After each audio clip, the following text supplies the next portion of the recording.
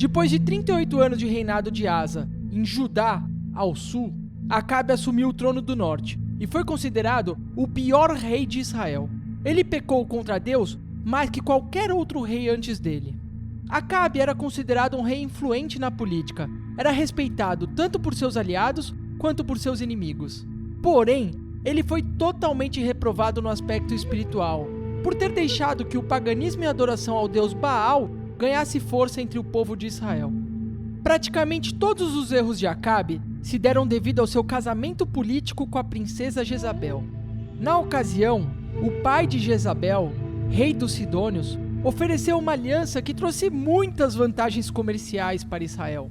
O grande problema foi que, junto com essas vantagens comerciais, vieram também a cultura dos Sidônios, com práticas pagãs que a princesa Jezabel fez questão de levar para dentro de Israel, construindo até um templo com diversos sacerdotes dedicados a outros deuses de escultura. Acabe, um bom cachorrinho da esposa, atendia todos os desejos de Jezabel e até permitiu que ela tirasse seu anel, que representava um símbolo de autoridade perante o povo de Israel, e transformasse Israel num reino de total idolatria. Por causa desses pecados, Deus fez com que houvesse seca e escassez de chuvas no país. Os erros do rei Acabe fizeram com que toda a nação de Israel sofresse, e nesse momento conturbado, Deus levantou um grande profeta, chamado Elias. Elias, naqueles tempos, profetizou o seguinte: não vai chover, segundo a minha palavra, enquanto eu disser que não chova. E por 3 anos e meio, Israel sofreu com seca. O profeta Elias foi uma voz profética que confrontou a idolatria do rei Acabe, que o chamava de o perturbador de Israel. Jezabel promovia perseguições aos profetas de Deus e mandava matar todos sem piedade, derrubando tudo e qualquer menção aos altares ao verdadeiro Deus de Israel. Durante esse período, o profeta Elias precisou fugir de Israel, e Deus fez com que ele ficasse ausente durante toda a escassez e seca, só retornando depois. Quando Elias retornou a Israel, ele propôs um desafio a todos os profetas dos deuses pagãos, que eram adorados na época, como Baal. O desafio de Elias era bem simples. Ele desafiou os falsos profetas a oferecerem sacrifícios aos deuses pagãos, assim como Elias iria oferecer sacrifício ao verdadeiro Deus, e o Deus que respondesse com fogo queimando as ofertas seria o verdadeiro Deus. No Monte Carmelo, 2 altares foram erguidos, um para Baal e outro para o verdadeiro Deus. 2 bois foram sacrificados e cortados em pedaços. Elias pediu então aos sacerdotes de Baal que orassem para que o fogo acendesse sobre o seu sacrifício. Os sacerdotes de Baal oraram de manhã até o meio-dia. Elias ridicularizou os esforços dos profetas de Baal, e eles responderam que, cortando a si mesmo e derramando o próprio sangue sobre o sacrifício, o fogo acenderia.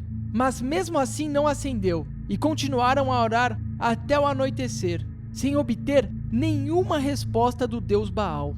Elias pediu que o seu altar fosse encharcado com água, e pediu ao Deus de Israel que aceitasse o sacrifício. O fogo do Senhor desceu do céu, consumiu a água, o sacrifício e todas as pedras do altar. Elias aproveitou a situação e ordenou a morte de todos os profetas de Baal. Em seguida, orou para que a chuva voltasse a cair sobre a terra de Israel. Logo em seguida, a chuva caiu, simbolizando o fim da fome em Israel. Você pensa que mesmo diante disso, o rei Acabe iria mudar de posição. Porém, o rei Acabe não mudou e permaneceu firme, sendo manipulado pela sua esposa. Como podemos ver, fica evidente a fraqueza de espírito do rei Acabe e a maldade da rainha Jezabel. Na Bíblia, também conhecemos o episódio da vinha de Nabote, que tinha um terreno com uma plantação de uvas ao lado do palácio real.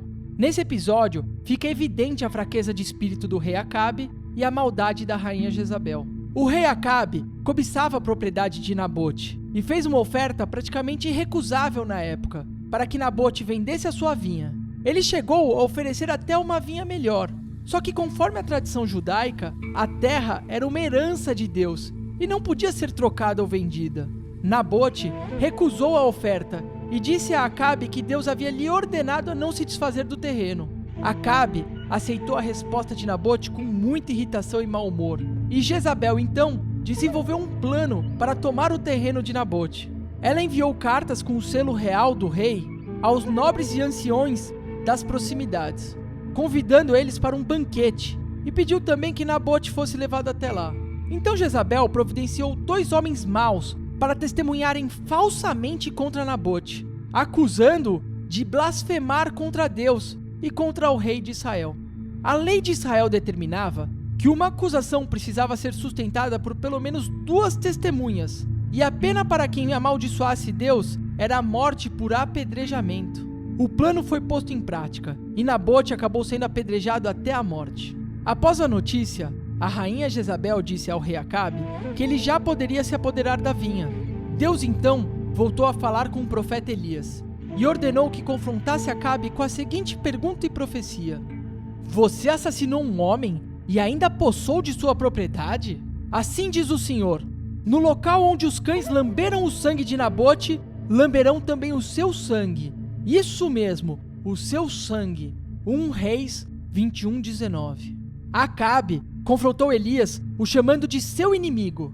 E Elias respondeu que, na verdade, ele mesmo havia se tornado inimigo de Deus pelos seus próprios atos, e afirmou que todo o reino rejeitaria a autoridade de Acabe, e Jezabel e sua família seriam mortos. Após ouvir essas palavras, o rei Acabe se arrependeu profundamente e rasgou suas próprias vestes, onde se cobriu com um saco e entrou em jejum.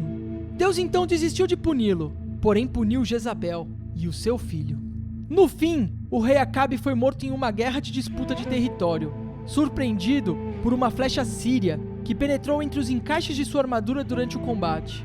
Na próxima aula falaremos o que podemos tirar de lição da história do rei Acabe. Um grande abraço.